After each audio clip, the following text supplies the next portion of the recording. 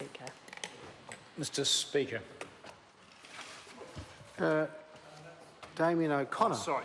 I was expecting someone. Here we go. Mr. Speaker. Ron Mark. Thank you, Mr. Speaker. Well, he's very keen, and that's the thing about the West Coast. You really got to stay alert. As long as you didn't think I forgot your name, don't they? But that's why he's the dynamic MP is, and he does so well on the coast. We continue to hear.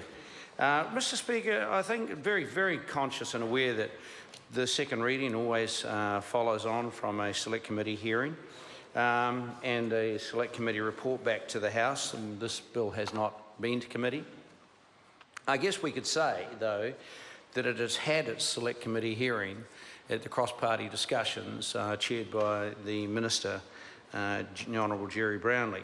I'm going to start by saying, Mr. Speaker, that if only all legislation wasn't as easily managed into the chamber, because what we saw in that process was all of us coming together around the table with officials and advisors there, a narrowly focused bill, some clear statements from the Minister that it was not the government's intention to introduce legislation such as we had seen in Christchurch, that the bill requirements were narrow and were focused, and hence we've already had the first the bill read. The Kaikoura Huranui bill was read, which focuses on RMA bill matters. This bill focuses specifically on a matter that has clearly fallen through the gaps when it came to civil defence legislation and empowering territorial authorities or local government.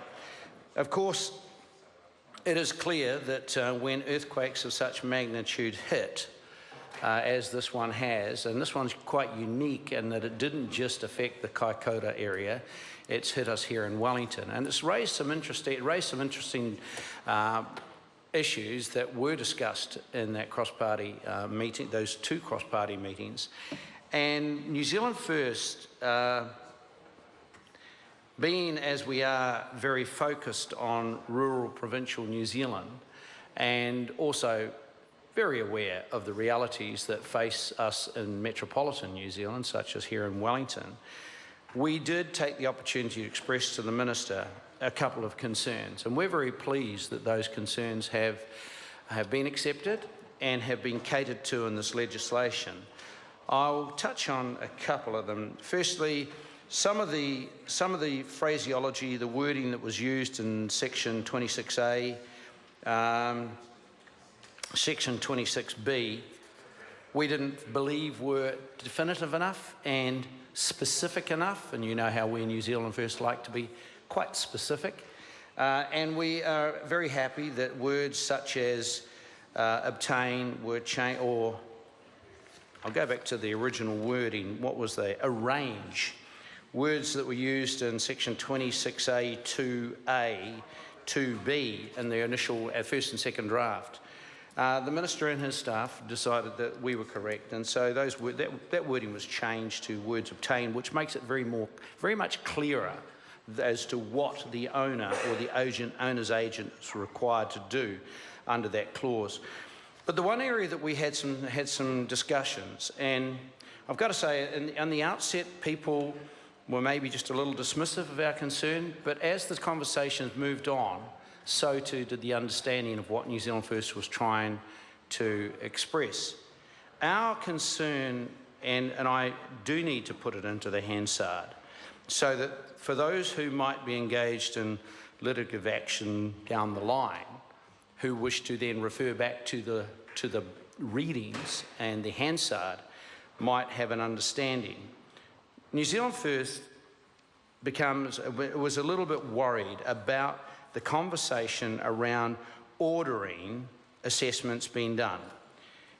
And it's fair to say that the notion of a zealous inspector requiring a wide-ranging number of buildings to be assessed, and particularly in rural New Zealand where those buildings might be 1 or 2 stories, might be wooden, might be on piles, might be on ground that is not prone to liquefaction, might have actually withstood the 1942 earthquake in the Wairarapa, might have withstood the 1855 earthquake, and indeed come through this 2016, November 2016 earthquake totally unscathed.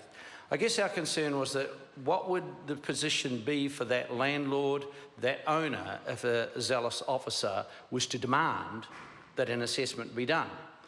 And when we started looking at some of the buildings that are affected, and out in places like Culverden and Waiau, out in the inland, in the hinterland of rural New Zealand, there are many such halls, and I can relate them specifically to Akatio, to community halls out at Tanui. These halls are single-storey, wooden, on piles.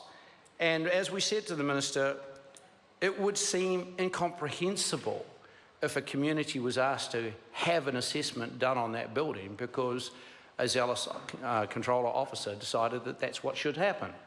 We had the conversation, and I'm very pleased that the clauses now have changes, and we have 26A3, which, as amended, I'm just looking for the latest version, reads quite differently now, and requires that a person may not give direction under subsection 2 unless the person has regard to whether the structure or type of structure may, in the circumstances, pose a risk of injury or a risk to the safety of life or the safety of other property.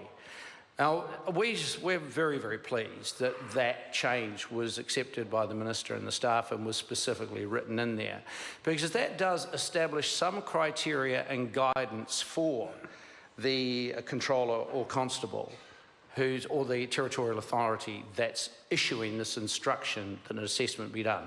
So we would like to think that local governments in outlying areas in particular would pay mind to that specific clause and would think cautiously about identifying what the specific risk of injury or risk to the safety of life might be. I mean, a hall stuck out at Akatio that has no one living in it, has no high-rise buildings around it, is not threatened by smaller buildings beside it, might be deemed to not pose a risk of injury and not pose a risk to the safety of life of other people, and therefore not be required to have an assessment. I say these things, Mr. Speaker, because we are New Zealand First very pleased with the way in which the cross-party discussions happened. We saw numerous changes made as a result of points raised by other political parties, and we saw the Minister force discussion on those where he believed that they initially weren't justified, and concede and instruct officials to go back and have a rethink and a re-look at the wording, and hence we have a bill here that we're perfectly happy to be supporting. We believe that there are serious risks in metropolitan New Zealand posed by buildings, and that some buildings probably the owners need to be more proactive themselves, given the size of their buildings, given the structures of their buildings, and stepping forward themselves and initiating those assessments.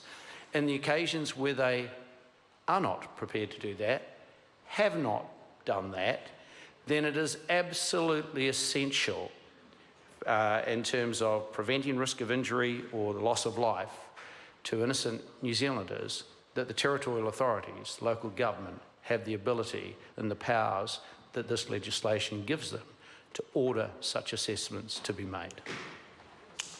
Brett Hudson.